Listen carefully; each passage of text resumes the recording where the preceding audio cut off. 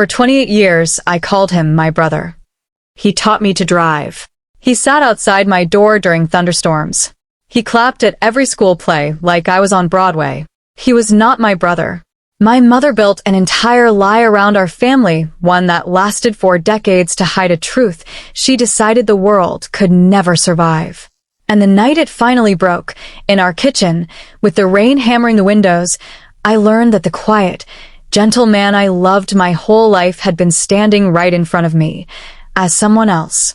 This is the story of the secret my mother kept for 40 years, and the father I never knew I had. Stay with me, because this isn't just about a family lie. It's about what happens when love is forced to live in disguise. Thanks for stopping by Mr. Sister Studio. If you're looking for genuine stories about identity, relationships, and personal transformation, you've found the right place. Subscribe now and turn on notifications because a fresh story arrives every day. My mom hid my father in the closet for 40 years and told me he was my brother. And yes, I know how unbelievable that sounds.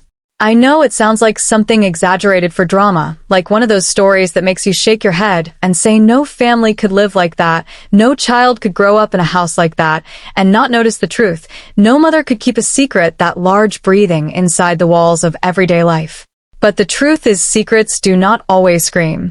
Sometimes they sit quietly at the dinner table. Sometimes they help you with homework. Sometimes they drive you to school. Sometimes they pat your shoulder, call you kiddo, and teach you how to tie your shoes. Sometimes the truth lives so close to you that you stop seeing it, because your heart trusts before your mind ever learns to question. My name is Eliana, and for most of my life, I thought I understood who I was, where I came from, and why my family was different. My mother, Lorraine, was strong, elegant, tightly controlled, the kind of woman who could make a room fall silent just by entering it. She always looked like she had iron stitched into her posture. She believed in appearances, in timing, in saying the right thing, and never saying too much. My so-called brother, Adrian, was quiet, gentle, watchful, and unlike anyone else I knew. He was older than me by nearly 20 years, but he lived in the same house, moved through it like a guest and a guardian at the same time, and always seemed torn between closeness and distance. As a little girl, I adored him. He listened when I spoke. He remembered tiny details no one else noticed. If I cried, he somehow knew before I made a sound. If I was afraid of a storm, he sat on the floor outside my room until the thunder passed. If I drew a picture, he kept it. If I sang badly, he clapped like I was on stage at Carnegie Hall. He was not playful in the usual way, not rough or teasing like my friends' brothers. He was careful. Tender. Sometimes too tender. There was a softness in him I could never name when I was young, a sadness that clung to him even on ordinary afternoons. My mother used to say Adrian was sensitive, that life had disappointed him, that he had made mistakes and needed family more than freedom. I accepted that. Children accept what the adults around them repeat with confidence. But there were always things that did not fit. We had no photographs of my father in the living room, no framed wedding portraits, no stories of how my parents met that stayed consistent from one year to the next. If I asked where my father was, my mother would look distant for exactly 1 second and then say he left before you were old enough to remember, and that would be the end of it. Sometimes she said he was weak. Sometimes she said he was selfish. Sometimes she said he was troubled. She never said he was dead, only gone. And because she spoke with the finality of a judge, I learned not to ask twice. Adrian always left the room when those conversations happened. I noticed that later, not then. As a child, I noticed other things first. I noticed that Adrian and my mother argued in whispers after midnight. I noticed that he never dated anyone, never brought friends over, never seemed to have a life outside our house even though he left for work and returned on schedule. I noticed that he kept one room locked, the room at the end of the upstairs hall that my mother called the storage room, even though I once saw warm light coming under the door late at night. I noticed that when relatives visited, introductions were strangely formal, rehearsed almost. This is Adrian, my eldest. This is Eliana, the baby. This is our little family. Little family. Those words mattered to her. She liked small, closed systems. She liked neat labels. She liked telling people exactly who everyone was before anyone could ask a harder question. Our house itself felt like a stage set. It was beautiful in the deliberate way of magazine homes, floral curtains always ironed, silver polished, books arranged by color more than subject, every shelf curated as if strangers were always expected. Yet beneath that perfection was tension, like the whole place was holding its breath. Doors shut too quickly. Conversations ended when footsteps approached. My mother smiled the way some people lock doors, precisely and for a reason. She gave me a good life in all the visible ways. I had music lessons, birthday cakes, school supplies before I needed them, a clean home, a pressed uniform. She kissed my forehead every night when I was little, but even affection had rules with her. Hugs were brief. Tears were to be managed in private. Questions had limits. Love in our house was real but disciplined. Control was how she expressed care. Fear was how she enforced it. Then there was Adrian, who broke every rule simply by existing. He was my safe place, though I never understood why he often looked guilty for loving me. There were moments from childhood that come back to me now with such sharpness I almost cannot breathe when I remember them. Once, when I was 7, I woke up thirsty and walked toward the kitchen. As I passed the locked storage room, the door was slightly open. Inside, I saw Adrian sitting at a vanity table. He was wearing a silk robe, his hair brushed back, his face half made up. One eye had mascara, the other did not. Lipstick rested uncapped in his hand. He saw me in the mirror before I spoke. We froze together. I did not understand what I was seeing. I only knew it felt private, sacred, even. He stood up so fast the chair scraped the floor. "Eliana," he said, his voice almost breaking. "You should be asleep." I asked him if it was a costume. He looked at me for a long time and then smiled the saddest smile I had ever seen. "Something like that," he said. Then my mother's footsteps thundered down the hall and everything changed. She pulled me away before I could say another word, shut the door, and knelt in front of me so hard her fingers hurt my shoulders. "You did not see anything," she said. "Adrian is sick sometimes. He gets confused. You are not to mention this to anyone. Not at school, not at church, not ever. Do you understand me?" I remember nodding because her face terrified me more than the secret. The next morning, Adrian acted normal, but his eyes were red, as if he had not slept. My mother served breakfast with perfect composure. Not one word about the night before. That was my first lesson in how our family erased truth. It happened by breakfast. It happened with toast and tea and silence, so complete it taught you to distrust your own memory. As I grew older, I learned to bury questions because our house rewarded obedience. But the buried things never died. They turned into instincts.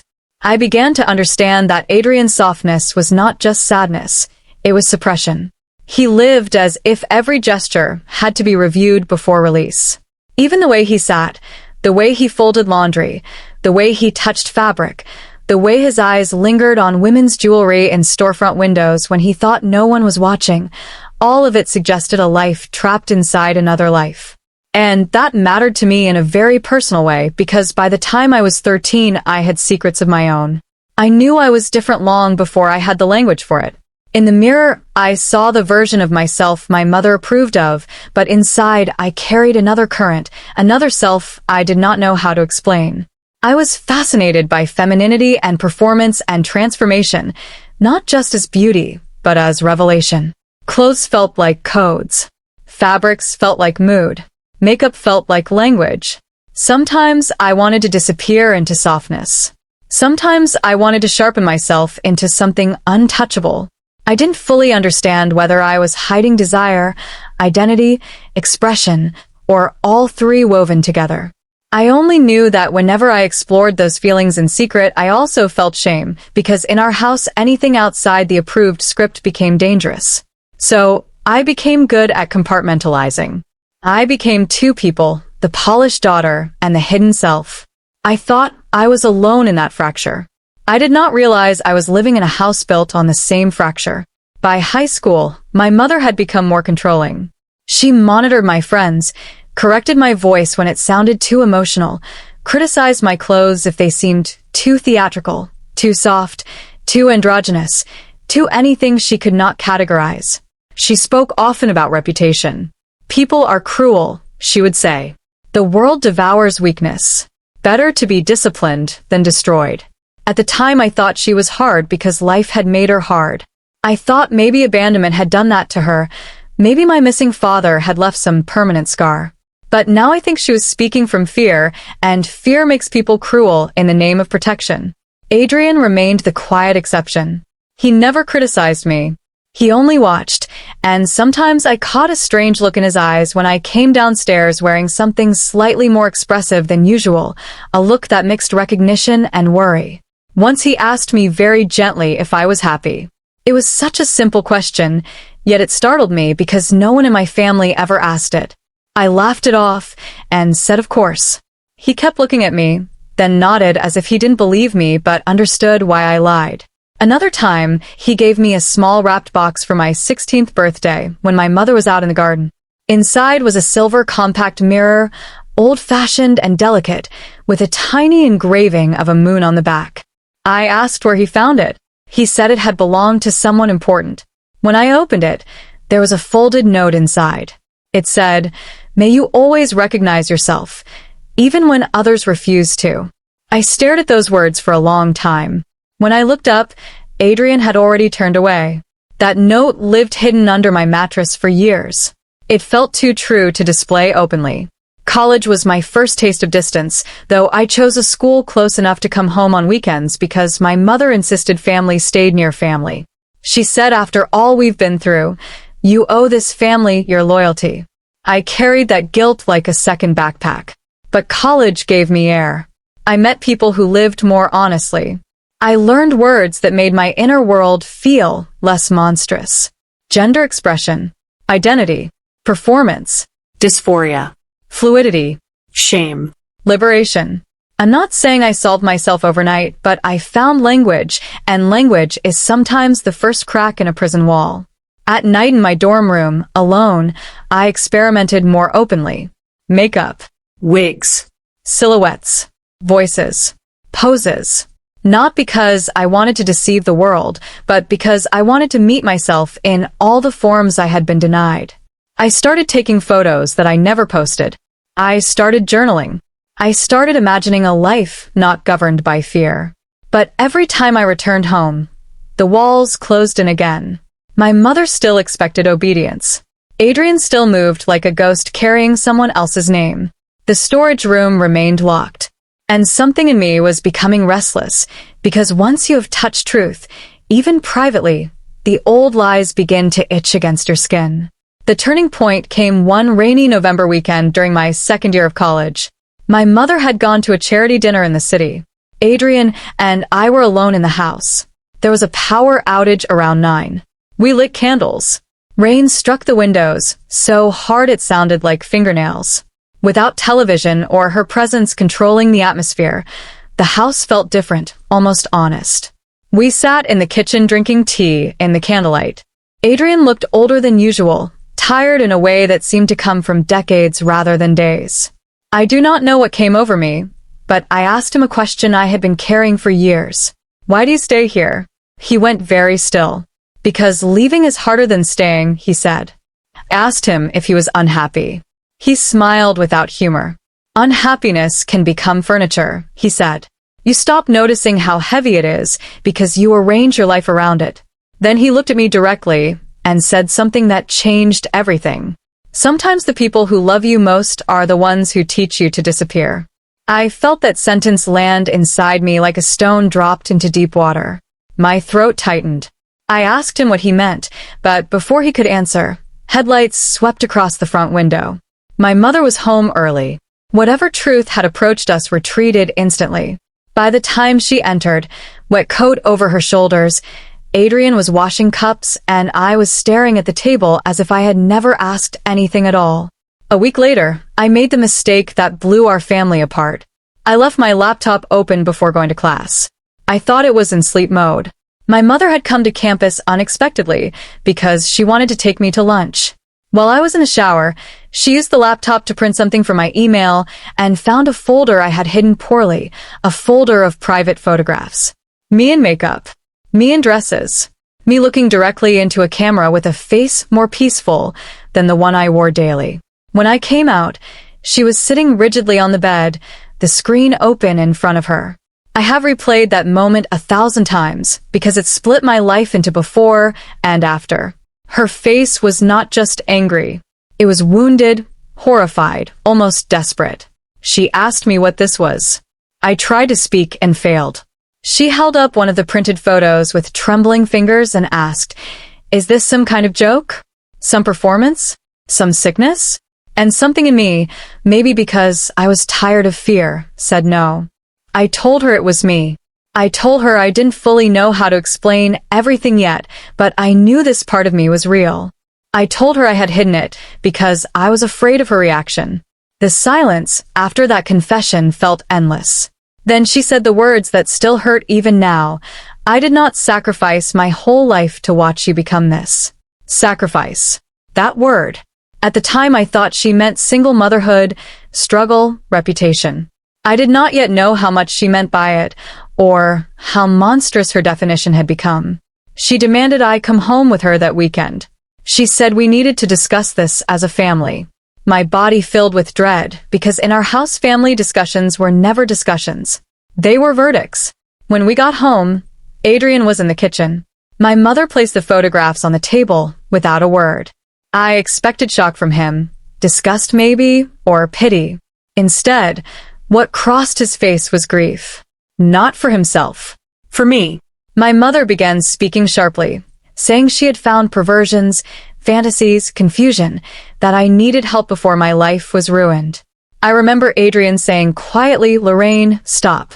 She rounded on him with a look so fierce it seemed to contain years of buried rage. "Do not tell me to stop," she said. "Not after everything I've done to keep this family together." I shouted that this was my life, my private life, that I was tired of being managed. My voice cracked. My mother called it rebellion, corruption, indulgence. I said at least I wasn't lying. That was the word that detonated the room. Lying. Adrian closed his eyes. My mother's face changed. In that instant, I knew something bigger than my secret had entered the room. I remember the clock ticking. Rainwater dripping from someone's umbrella by the door. My pulse hammering so hard, I thought I might faint. Then Adrian said, almost in a whisper, "It's time." My mother said no. Not like a plea. Like an order. He looked at her with a calm I had never seen before and said, "You cannot bury everyone forever." She slapped him. I had never seen her strike anyone. The sound shocked all three of us. Adrian touched his cheek, then straightened, and for the first time in my life, he looked less like a quiet brother and more like a man surfacing after drowning. He turned to me and said, "Eliana, I am not your brother." My entire body went cold. I laughed at first, a broken reflex because the sentence made no sense. But he kept speaking. "I am your father. Your mother told the world I was her son. She told you I was your brother. She told me it was the only way to keep you, to keep the family, to protect our names, to survive what people would say." My knees gave out, and I had to grab the table. I stared from one to the other, waiting for someone to deny it, to correct it, to reveal some horrible joke. My mother looked as if the floor had opened beneath her, but she still would not surrender control. She said I was too young to understand what happened back then, that life was complicated, that people had no idea what she had endured. But I wasn't hearing explanation. I was hearing collapse. Memories began rearranging themselves in real time. The tenderness, the sadness, the note in the compact mirror, the way he always knew me, the way he looked at my childhood drawings like they were sacred objects, the way he hovered at every school play, every recital, every fever, every heartbreak.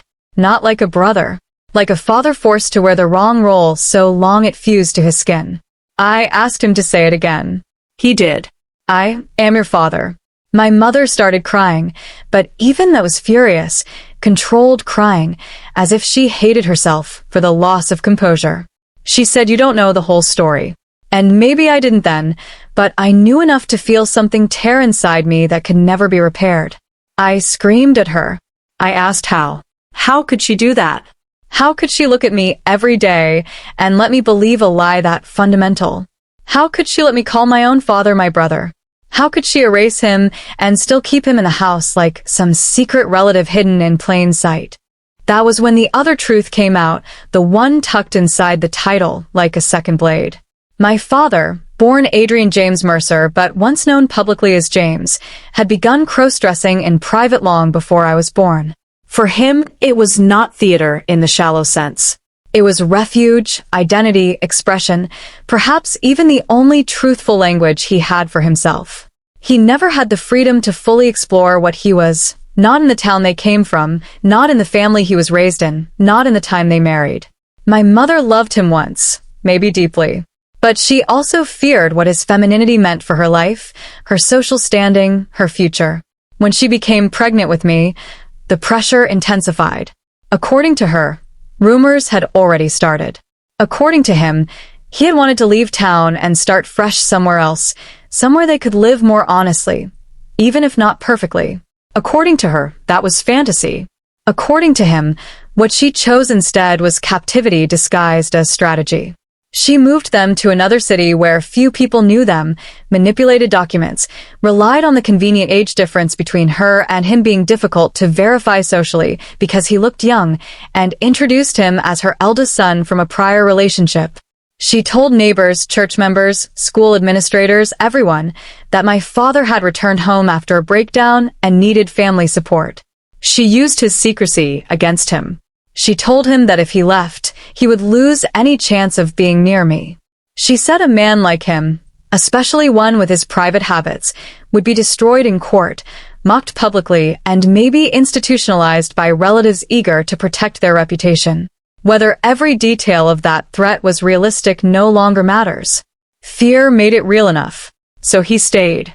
He stayed in the closet, literally and emotionally, for 40 years. He dressed in secret in a locked room at the end of the hall. He fathered me from behind the mask of brotherhood. He accepted birthday cards addressed to Adrian, brother. He stood at graduations and recitals, clapping in the role he had been assigned. He let me climb into his lap as a child and call him by the wrong name because the right one had been stolen before I could speak it. Do you understand the violence of that? People think violence is only what leaves bruises. But there is violence in rewriting a person's existence until they become a supporting character in their own child's life. There is violence in taking truth and locking it away because appearances matter more than souls. I wish I could tell you I handled that revelation with grace. I didn't. I broke. I shook so hard I could barely stand. I said things I cannot take back. I told my mother she was cruel. I told my father he was a coward. I told both of them they had stolen my life. Then I ran. I drove without knowing where I was going until I ended up in a supermarket parking lot an hour away, sobbing against the steering wheel while people pushed shopping carts past my car like the world had not ended. For weeks afterward, I could not think in straight lines. Every memory became unstable. My entire identity had been built around a false architecture. If your origin story changes, everything connected to it wobbles. I stopped going to classes. I ignored texts. I shut off my phone. I slept during daylight and paced at night. I felt disgust, grief, curiosity, pity, rage, all tumbling into one another so fast I couldn't separate them. My mother sent message after message insisting there were reasons, insisting I owed her a conversation, insisting she had done what was necessary. My father sent only one text: I am sorry for every year you lost. When you are ready, I will answer anything. That restraint hurt more than pleading would have. A month passed before I saw either of them again. I met my father first, alone, in a small park near the river, where people walked dogs and drank coffee as if ordinary life still existed. He looked fragile, older than I had ever seen him, but lighter somehow, as if truth had taken a layer of weight off his shoulders even while destroying ours. We sat on a bench beneath bare branches, and I asked him to start from the beginning. So he did. He told me about growing up in a family that punished softness, mocked femininity, and treated deviation like moral failure. He told me how early he understood that part of himself could only survive in secret. He told me my mother met him before the secret fully surfaced between them, and when it did, she alternated between compassion and panic. Some nights, she helped him dress. Other nights, she cried and begged him to stop. He believed they could find a way through it together. She believed the world would crush them both if anyone knew. Then I was conceived, and everything became less about love and more about survival. He admitted he made choices from fear too. He let her take control because he had already spent his life hiding. He convinced himself proximity was better than absence. He told himself that if he could not be father in name, he would be father in acts. He changed diapers. He paid school fees. He sewed costumes for my plays when my mother said she was too busy. He sat outside my room when I was ill. He taught me to drive, though he did it under the title brother. Every piece of fatherhood he could smuggle into the wrong role, he did. As I listened, my anger shifted but did not disappear. Compassion is not the same as absolution. I told him that. He nodded and said I know. I asked why he never told me once I was old enough. He looked out at the river for a long time before answering. Because shame is a room you can live in so long it feels safer than the open field. Because every year I waited made the next year harder. Because I was terrified you would hate me for what I was, and for what I failed to do. Because your mother always knew exactly which fear to press. That honesty was unbearable and yet strangely healing. It was the first fully truthful conversation we had ever had, and even that felt miraculous. Then I asked the question sitting like fire in my throat. Did you see yourself in me? Did you know why I was hiding? He closed his eyes and whispered yes. He had known long before my mother found the photographs. Not because my experience was identical to his, but because he recognized the grammar of secrecy. The hesitation before entering a room. The relief of solitude. The hunger in front of mirrors. The way shame makes you curate your body for public survival. He said he wanted to protect me, but every attempt felt compromised because he had never protected himself. That sentence stayed with me for years. You cannot teach someone freedom while kneeling inside your own prison. My meeting with my mother came later, and it was harder. She invited me home. I refused. We met in a therapist's office after my counselor insisted I not do this alone. My mother arrived dressed impeccably, eyes swollen but posture intact. Even in crisis, she presented herself like an argument. For the first half hour, she spoke as if she were giving testimony. She described the era, the community, the ridicule, the threats, the moral panic.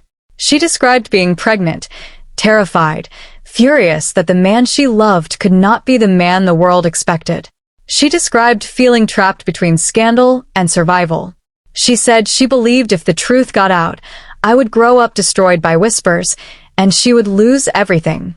She said hiding him as her son was not ideal, but practical. Practical. There is something chilling about practical when used to justify emotional mutilation. I asked her whether she loved him. She started crying softly and said yes, in the only broken way I knew how. I asked whether she loved me. She said more than life itself. I said then why was the truth always the one thing you would not give us? She had no answer that did not sound like fear, wearing the clothes of necessity. Over many sessions, layers emerged. My mother had grown up with her own violence, her own rigid family, her own training in repression. She did not invent control from nowhere. She inherited it, sharpened it, and called it protection because naming it honestly would have exposed her too. That understanding helped me see her, but it did not excuse her. Forgiveness, if it comes at all, is not the same as forgetting. It is certainly not the same as pretending the damage was reasonable. The years after that revelation were messy, nonlinear, painful, and strangely beautiful in places. My father moved out of the house for the first time in decades. I helped him choose a small apartment with sunlight in the kitchen and a bedroom without locks. I still remember the day we unpacked boxes and he found a place for his vanity mirror in plain sight. He touched the tabletop as if expecting someone to snatch it away. When he began allowing himself fuller expression, it was not some glamorous overnight transformation. It was awkward, cautious, tender, full of stops and starts. Some days he dressed in masculine clothes and seemed comfortable enough. Some days he wore skirts at home, but panicked at the thought of going outside. Some days he experimented with makeup and laughed at his own unsteady eyeliner. Some days he cried because freedom after long imprisonment can feel less like flight and more like grief for lost time. I learned alongside him. I learned that labels matter to some people and not to others, that identity can be specific or fluid, that expression is not always a clean category, that survival strategies become personalities if maintained long enough, and that shame can outlive the conditions that created it. We did not become a perfect father and daughter overnight. It was too late for certain things. There were years we could never recover. The first time I scraped my knee and called for my mother instead of my father because I did not know I had one in the room, the school forms that listed him as sibling, the Father's Day cards I never made, the easy public claim other daughters take for granted. Yet new things were possible. The first time I called him Dad out loud, we were standing in a pharmacy aisle debating between two lipstick shades, of all places. The word slipped out accidentally. He froze. I froze. Then he started crying so quietly that an elderly woman nearby pretended not to notice. That was one of the most ordinary and sacred moments of my life. Meanwhile, I was confronting my own hidden self with less fear than before. Because once your family explodes, some smaller terrors lose their power. I began dressing how I wanted in selected spaces. I built friendships based on truth instead of performance. I stopped treating self-expression as evidence against my worth. The irony was almost unbearable. The secret that nearly destroyed me also gave me the first honest path into myself. That does not make the betrayal noble. Please understand that. People love to romanticize pain after survival. I refuse that. Some pain is simply damage. But sometimes after damage, you can still build. My relationship with my mother went through seasons of silence, anger, negotiation, and careful contact. There were years when I could only see her in short intervals. There were holidays divided by logistics and emotional weather. She hated my public honesty at first. She said family matters should remain private. I told her privacy had been used like a weapon in our home, and I would not hand it more power. Eventually, with much resistance, she began to soften in ways I never thought possible. Age humbled her. Therapy exhausted her defenses. Loneliness did what truth alone could not. Once, many years later, she admitted something I will never forget. She said, "I thought if I controlled the story, I could control the pain. But all I did was stretch the pain across all of our lives." That was the closest she came to a full confession. It was not enough to erase the past, but it was enough to let me breathe around her without feeling only hatred. Some of you listening may wonder how a secret this large could survive for 40 years. The answer is that people see what fits their expectations. Neighbors accepted the mother and children story because it was socially digestible. Family members who suspected something preferred silence over scandal. Institutions rarely examine what they can file easily. And children, above all, believe the emotional map they are handed. We do not arrive in the world interrogating our parents. We arrive needing them. That need makes us vulnerable to whatever story keeps the house standing. Another question people ask is whether my father's crossdressing was the reason for everything. The answer is no and yes. No, because the core harm was not femininity, clothing, or difference. The core harm was shame weaponized by fear. Yes, because in a world less cruel about gender, perhaps my mother would not have felt so cornered. Perhaps my father would not have been so easily blackmailed by his own secrecy. Perhaps truth would not have seemed fatal. But let me be absolutely clear. Crossdressing did not ruin our family.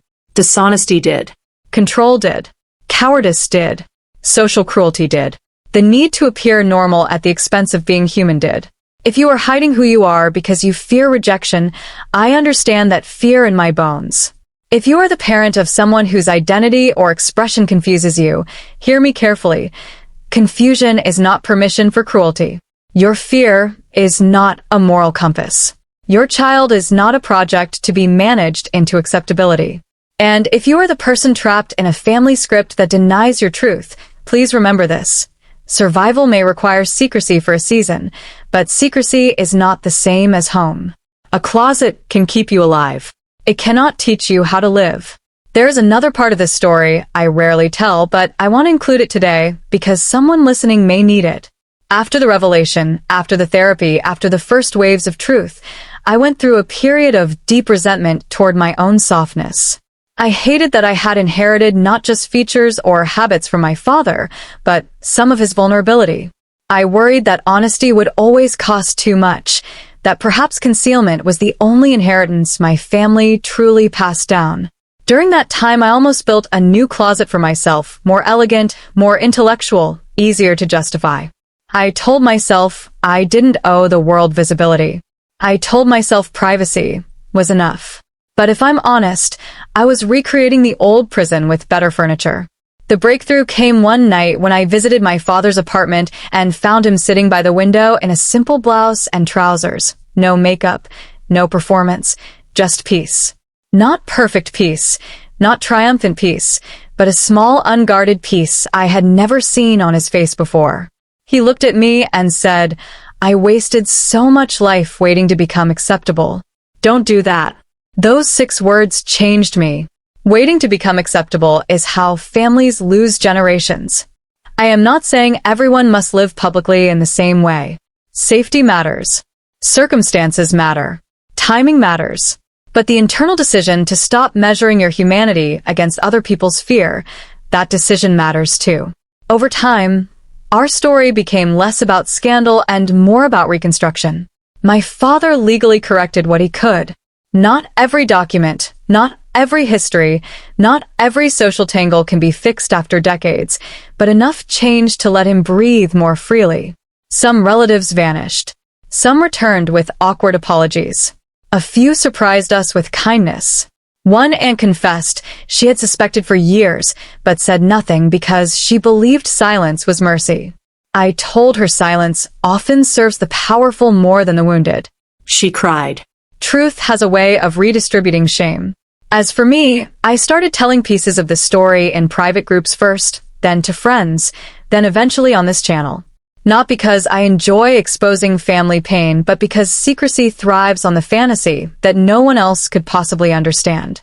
And every time I've spoken, someone has written to say my mother hid my real parent too, or I grew up calling trauma normal, or I saw my own identity in your father's fear, or I'm still living in the kind of house where truth gets punished before breakfast. That is why I keep talking. Not for spectacle. For company. For witness. For the person listening in headphones at 2 in the morning who thinks their life is too strange to be spoken aloud. Let me tell you something.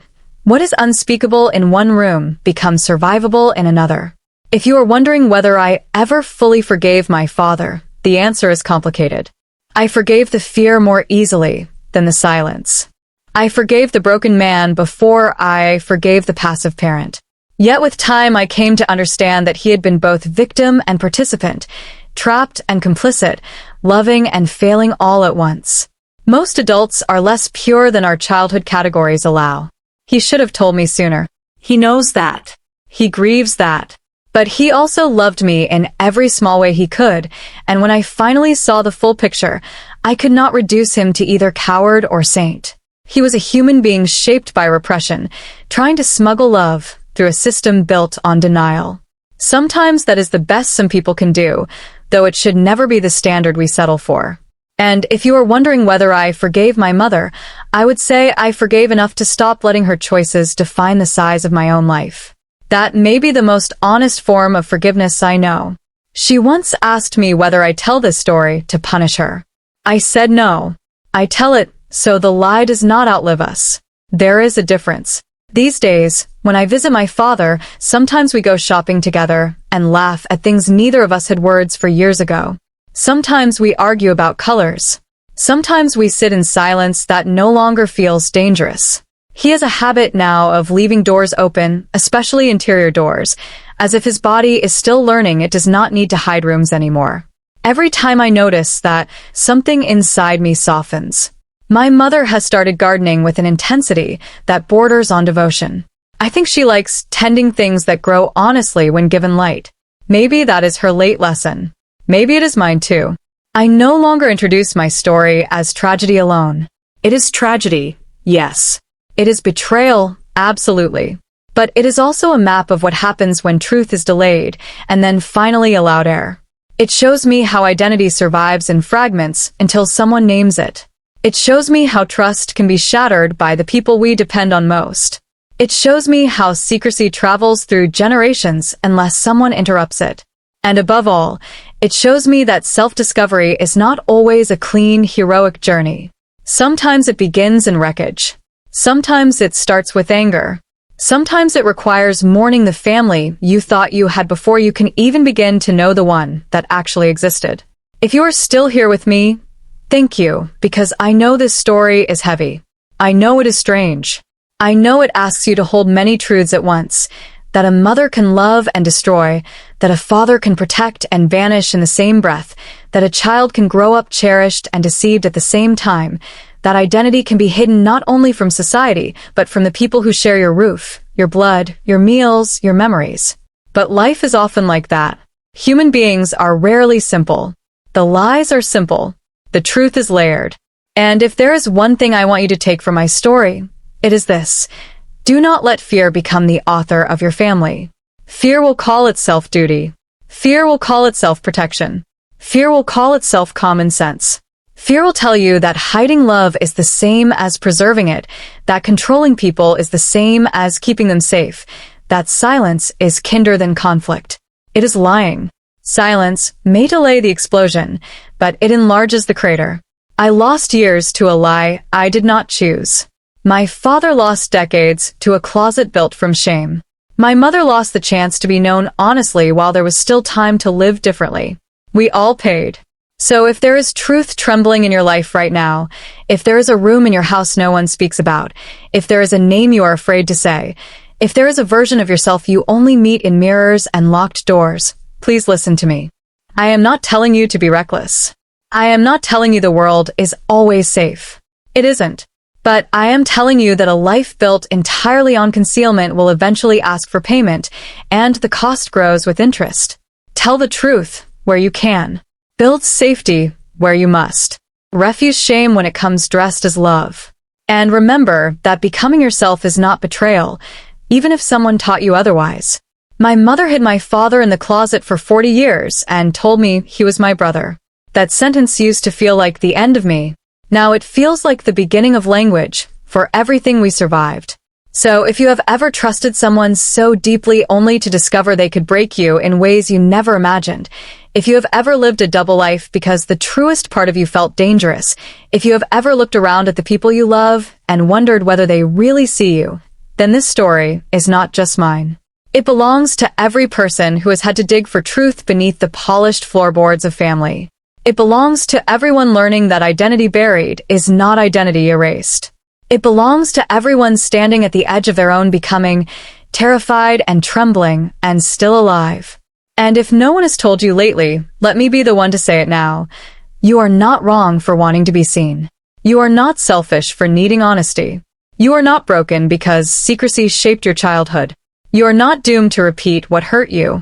The truth may not give you back the years, but it can give you back your name, your voice, your future, and sometimes, if grace is willing, even a different kind of family than the one that first taught you fear. Thank you for staying with me till the end. This wasn't just a story about betrayal. It was about identity, survival, and what happens when love is forced to live in disguise. And maybe most of all, it was about the moment a hidden life finally steps out of the closet and asks, after all these years, not to be forgiven first, not to be explained first, but simply to be seen.